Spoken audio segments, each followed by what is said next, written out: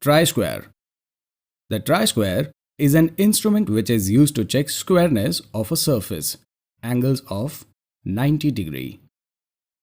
The square in the name refers to the 90-degree angle. Tri-square is used to check if the edges and faces are straight, flat and square to one another. A tri-square is made of two key parts, the blade, also known as a beam or tongue, and the stock, which are fixed together at 90 degree to form an L shape. The blade is usually made of wood or steel and is fixed into the stock, which is usually thicker than the blade and made of wood, metal or plastic. Both the stock and the tongue are usually made with parallel edges. Some steel blades also have ruler markings for marking measurements.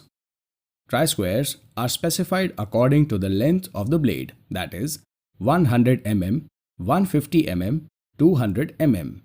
The accuracy of measurement of a tri-square is about 0.002 mm per 10 mm length, which is accurate enough for most workshop purposes.